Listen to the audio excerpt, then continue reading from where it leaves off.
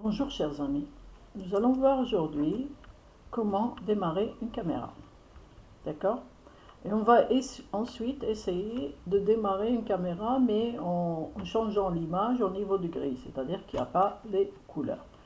Sans plus tarder, on commence tout de suite. Pour faire cela sur Python, on va avoir besoin de quoi? On a besoin de la librairie OpenCV. OpenCV veut dire que CV c'est Computer Vision, vision par ordinateur. Donc, on a besoin d'un paquetage qui s'appelle OpenCV. Et pour le faire, on a besoin de démarrer,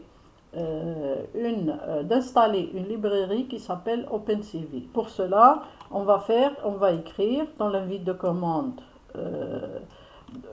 dans le shell l'invite de commande de Windows, on doit écrire pip install OpenCV. Donc là, on vient tout de suite ici et on va écrire pip install OpenCV. Et là, il faut qu'on soit connecté.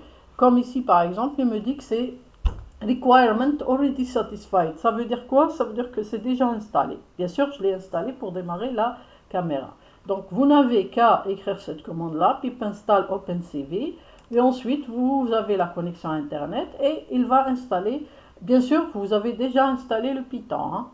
D'accord?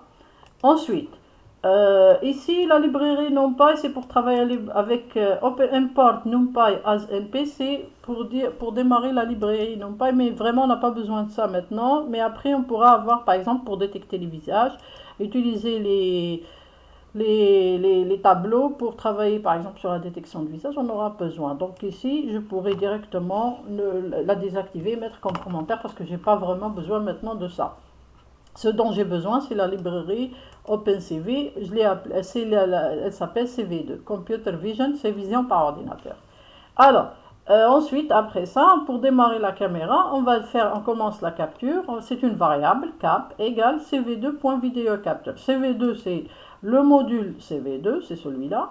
Point VideoCapture, c'est une méthode qui permet de démarrer la vidéo. Et 1 pour démarrer, par exemple 0, c'est la webcam. 1, c'est si par exemple j'ai connecté mon USB à une autre caméra, par exemple une autre webcam, elle va démarrer à partir du port USB dans cette deuxième caméra webcam. Alors, while true, ça veut dire quoi? Ça veut dire tant que c'est vrai. Et là, ça va commencer quoi? Ça va commencer tout ce bloc-là, while true jusqu'à ici. Toute cette partie-là. Là, qu'est-ce qu'on va faire? While true, ça veut dire tant que c'est vrai. Tant que c'est vrai, on va répéter ça. Donc, il ne va jamais sortir. Pourquoi? Parce qu'on va démarrer la caméra et elle va continuer à filmer. Quand est-ce qu'elle arrêtera de filmer? C'est lorsque on va faire, par exemple, la touche échappe. Et pour cela, qu'est-ce qu'on va faire? Au départ, regardez, while true, ça veut dire que c'est la boucle tant que c'est vrai. 2 points ici pour dire qu'on va commencer un bloc. Et toutes ces instructions-là appartiennent à la boucle tant que. Donc, il va répéter tout ça à l'infini. Quand est-ce qu'on sort? Bien sûr qu'il faudra sortir à un moment donné. C'est lorsqu'on donne la touche échappe. Et là, par exemple, une variable k, à laquelle on va donner k égale cv2.waitKey. WaitKey, c'est une méthode qui nous permet d'attendre une touche au clavier. Et là, on va prendre ce code spécifique, WaitKey 30, et pour récupérer les 8 premières positions en binaire de ce code-là. Pourquoi? Parce que, en principe, si c'est égal à 27, si k égale à 27, ça veut dire qu'on a tapé la touche échappe. Ça veut dire quoi? Ça veut dire que chaque touche du clavier a son propre code. Et là, WaitKey 30, c'est pour récupérer la touche du clavier, mais on doit la multiplier par un nombre pour récupérer, l'essentiel, c'est pour récupérer les 8 premières positions de ce nombre-là qui sont binaires, c'est des 0 et des 1. Des 8 premières positions, elles vont me donner le code de la touche qui est tapée, et si c'est ce nombre-là, il sera mis dans K, et si c'est K égale 27, ça veut dire qu'on a tapé la touche échappe. Et dans ce cas-là, qu'est-ce qui va se passer? Il va faire break. Break, ça veut dire quoi? Ça veut dire sortir de la boucle while. Il va sortir cette boucle-là. Et après, qu'est-ce qu'il va faire? Il va faire cap release, donc il va libérer, c'est-à-dire que la capture vidéo va s'arrêter, et il va libérer toutes les fenêtres, il va fermer toutes les fenêtres, cv2.destroy all Windows, détruire toutes les fenêtres si vous voulez. C'est une méthode qui va fermer toutes les fenêtres pour ne plus les laisser ouvertes. Donc, sans plus tarder, et ici, regardez, cette instruction-là, ret image, virgule, img pour dire image, ou ret, c'est une variable, par exemple, le retour de cette fonction-là, cap.read. Il va commencer à lire les premières images à partir de notre caméra. Alors, ret et img, ret c'est une variable, img c'est une autre variable. Donc, capRead va retourner deux variables, ret et img. img c'est l'image capturée, et ret c'est une variable qui est égale à 0, qui veut dire qu'il y a eu un problème, que la caméra n'a pas bien démarré. Si ret égale à 0, ça veut dire erreur, la caméra ne démarre pas. Donc, il y a un problème. Si ret n'est pas égal à 0, on va faire le else. Et le else, il va exécuter ça. Ça veut dire cv2.imshow, image, img. Ça veut dire qu'il va commencer à afficher l'image. Et ensuite, là, comme je l'ai expliqué, c'est pour sortir si on tapé la touche échappe. Et enfin, si on tape la touche échappe, il va sortir, va faire un break, sortir de la boucle while et fermer la caméra, fermer toutes les fenêtres et arrêter la capture vidéo. Sans plus tarder, je vais démarrer cet exemple. Regardez comment ça se passe. Et là, regardez, vous avez la caméra, là, regardez. Là, par exemple, vous avez un crayon, une loupe.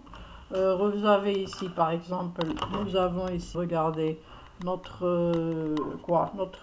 tournevis, mon tournevis, un crayon, la loupe. Regardez, par exemple, un livre de poche. Ce livre de poche, Oxford Learner Dictionary. C'est un livre de poche en anglais, bien sûr. C'est un dictionnaire, quoi. Là, c'est un jouet, c'est une voiture de bébé. D'accord. Regardez, c'est un jouet. Et là, vous voyez bien, si je fais échappe, il va arrêter de filmer. Je peux même filmer l'écran lui-même. Regardez. Ici, c'est ma main. Là, regardez ici, vous avez l'écran. D'accord. Ok. Et là, je vais faire échappe pour sortir. Alors, là, vous voyez bien comment on a fait l'exécution, c'est-à-dire comment on a travaillé avec une seule caméra. Et on va essayer, maintenant, on va essayer de travailler, par exemple, avec les images, par exemple, au niveau de gris. Là, on a travaillé avec les couleurs. Maintenant, si, par exemple, je veux utiliser le niveau de gris, l'image au niveau de gris, je vais utiliser une variable qui s'appelle gray. Par exemple, gris, je peux l'appeler gris, hein, c'est pas un problème. Égal cv2.cvtcal. Ça veut dire quoi? Qu'il va prendre l'image récupérée par la caméra et la rendre au niveau de gris. cvtcolor va convertir cette img en image au niveau de gris, de la couleur BGR. BGR, ça veut dire bleu, vert, rouge, vers le gris et l'afficher. Je vais faire quoi? Je vais regarder, je vais copier cette instruction, cv2.img, et là, je vais la copier ici, regardez, et hop, je vais enregistrer et exécuter devant vous le résultat. Regardez ici, vous avez la capture vidéo. Ça n'a pas démarré, pourquoi? Parce que j'ai oublié de changer ici, il fallait écrire ici gris, c'est-à-dire gray. Gris, ça veut dire gray, c'est en anglais.